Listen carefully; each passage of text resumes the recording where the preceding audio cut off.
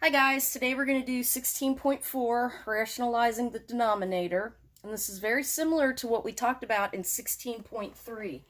So, rationalizing the denominator, bottom of the fraction, rationalizing, think of it as simplifying. We said that this could not be a final answer because it has a radical in the bottom of the denominator. And we said that the way you get rid of that radical is to multiply the top and the bottom by it. So let's wait a minute, sorry, there we go. So let's rewrite what we're going to do. We're going to multiply this, so we're going to have 6 times 6, which is 36, and then up here we have the whole number 9, and we have the radical 6. Well, they're not like terms, so when we multiply them together, we just write them together. Now, can I simplify anything? Yeah, 36 is a perfect square. What gives me 36? 6 times 6 gives me 36. So that simplifies into 6. And on the top, I can't do anything, so I rewrite it. This is why I was telling you that if you multiply a radical by itself, the radical goes away and you're left with the radicand. I wanted to write it out here to review it for you. So now over here, we're going to have to come down because we're not finished. We have 9 radical 6 over 6. And it's a fraction. We have to keep asking ourselves, can we do anything to reduce it? And yeah, we can, because we have common factors between 6 and 9. They can both be divided by what? 3. So 3 goes into 9 3 times. We don't divide that into what's under the radical, because that's just think of it as a like term, like I told you yesterday. 3 goes into 6 twice. So can I simplify it any further? This is a constant, this is a constant. They don't have anything like between them. This over here, they're not like, you can't do anything at all with that radical. So this is considered simplified. So what you can reduce are the whole numbers. You can't reduce anything under the radicals. You can't take a whole number and reduce it with a radical. Okay, so that's just a quick review of what we did in our last video. So let me erase this. Your grades have been posted.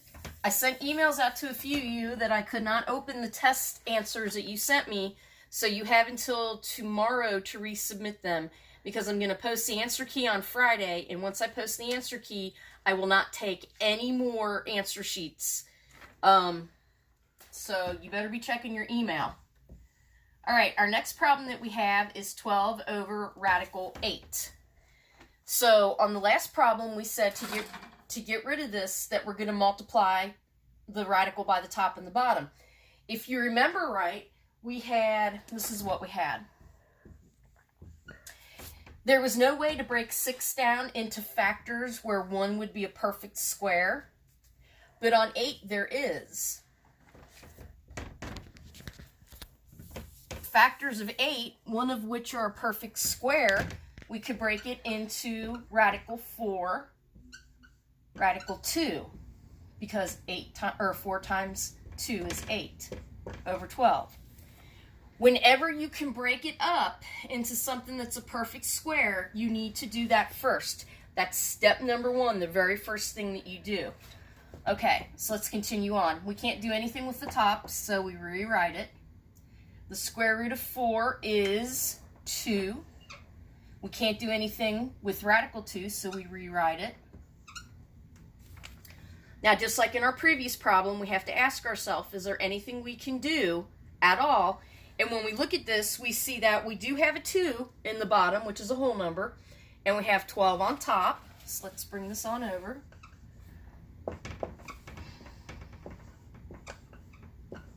So I can go ahead and reduce this. 2 goes into 2 once, 2 goes into 12 6 times. So that leaves me with 6 over radical 2. And I have to keep my wits about me and remember, well, this isn't considered simplified because I still have a radical in the bottom. So I have to multiply the top and the bottom by that radical. 2 times 2 is going to give me radical 4 Radical 4 is a perfect square. So what is the square root of 4? It's 2. Up here, 6 times radical 2 is just 6 times radical 2. So I have to keep asking myself the same questions. Is there anything else I can do with that? Yes, I can reduce again. I can reduce my 2 and my 6. So I have 6 times radical 2 over 2. So 2 goes into 2 once. 2 goes into 6 3 times. 3 times radical 2 is 3 radical 2 and over 1. So I can just write 3 radical 2 and I can leave it go at that. If I want to put it over 1, I can do that too. I hope what you're seeing is you're doing a lot of the same things over and over again. Where you're going to start first is you're going to say, can I break this up into anything that's a perfect square? If the answer is yes, then I have to do that step. If the answer is no, then I can go ahead and I can multiply by my radicals. So it all depends on if I can break this up into a perfect square or not, the denominator. It's a lot of the same thing. Break it up, reduce it, multiply to get rid of it, reduce it. You got to keep doing that. And on the test where a lot of people lose points is they'll do it once, but then they'll get like here and they'll stop. Or they'll get here and they'll stop. They'll do some of it, but they don't do it all the way. So it's really important that you guys keep going back over it and just keep asking yourself, can I reduce it? Is it simplified? And it takes up some paper. This is not the time for you to try to start saving paper. I've told you that before. Okay, let's look at another one. And you've got my notes, so you can see that these problems take a little bit of room. There's no two ways about it. So we've got negative 6 over radical 11. So it's okay that 6 is negative. Remember, we said we couldn't have a negative inside the radical. If we did, then we write does not exist. So what about radical 11? Can we break that up into factors, one of which are going to be a perfect square? No, the only factors of 11 is 11 times 1, okay? So in our toolbox, the next thing we're going to do is we're going to multiply the top and the bottom by this, by radical 11. So when we do that, we're left with negative 6 radical 11 on top over 11. Now the next thing I have to ask myself is, can I reduce that? Can I reduce the 11 and the 6? No.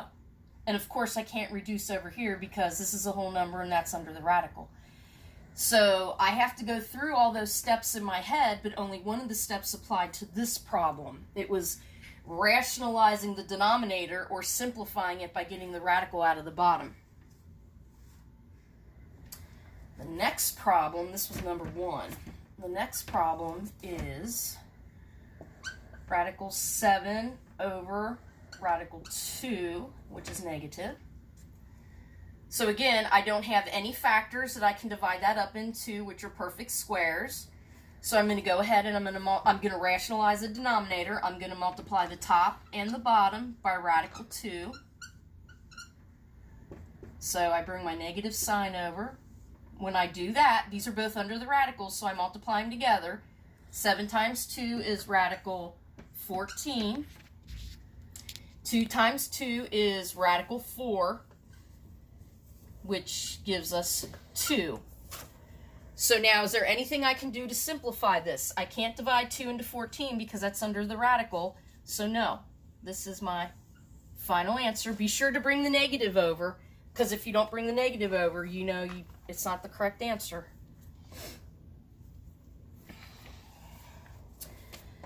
Okay.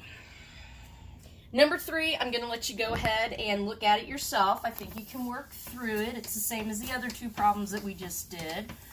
So let's look at the example that's underneath number 3.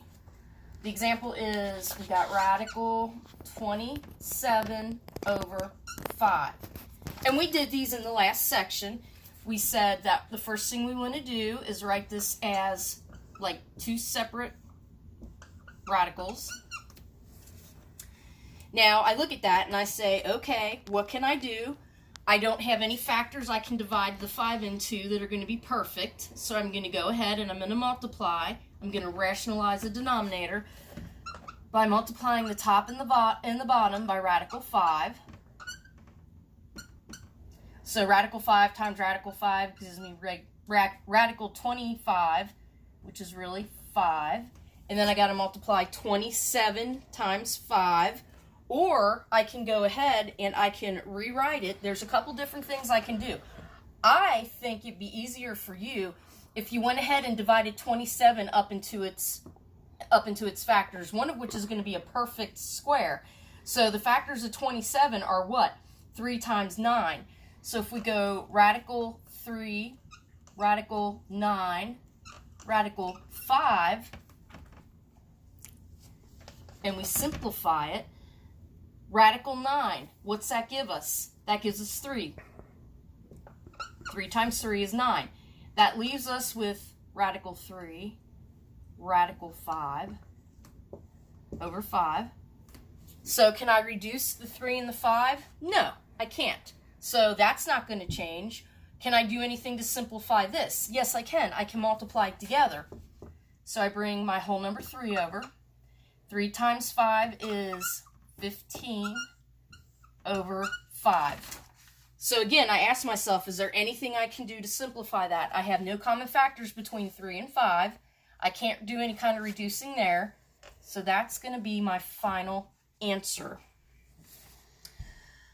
Okay, I think that's a good amount of examples for you. I'm going to come back with 6.5 in a minute. So you either watch it today or you watch it Friday. It doesn't matter to me. And I'm going to do the cubed roots at the beginning of 16.5 because I want you to have some time to work on this. All right, so go do your homework for 16.4. Stop when you get to the cubed roots, although some of you already know how to do it. And I'll see you for 16.5. Bye.